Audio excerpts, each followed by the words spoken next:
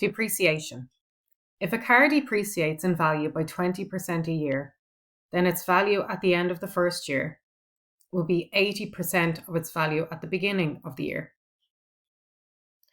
To find 80% of a sum of money, multiply by 0.8, as 80% is equal to 0.8. If a car costs €25,000 and depreciates in value by 15% each year, then its value at the end of the first year is going to be €25,000 multiplied by 0.85. At the end of the second year, it'll be 25,000 multiplied by 0.85 multiplied by 0.85, which is 25,000 multiplied by 0.85 to be squared. At the end of the third year, it'll be 25,000 times 0.85 times 0.85 times 0.85, which is 0.85 to be cubed.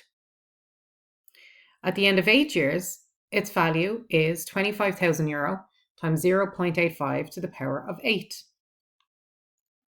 The final value of a quantity that is decreasing in value, which is depreciating, is given by the formula F is equal to P multiplied by 1 minus I to the power of T, where P is the original value, T is measured in years, and I is the rate of depreciation per year.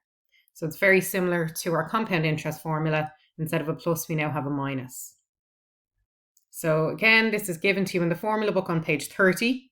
You do not need to learn it off. So you can see it there circled in red, the depreciation formula. Example 7.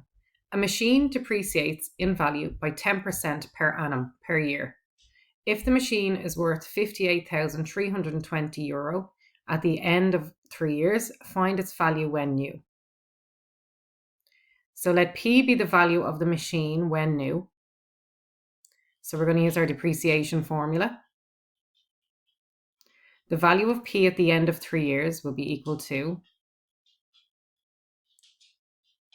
P multiplied by 1 minus 10% to the power of 3. So I'm replacing the I with 10%. So that 10% came from the question, highlighted there in blue. And I'm replacing the T with 3. That 3 came from the question, highlighted in green. So 10% as a decimal is 0.1. And if you're unsure about this, just divide 10 by 100 to get 0.1.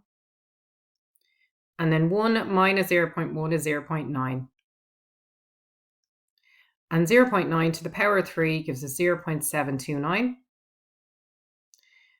And the value of P at the end of 3 years, we know from the question, is 58,320. So we let this equal to P times 0.729.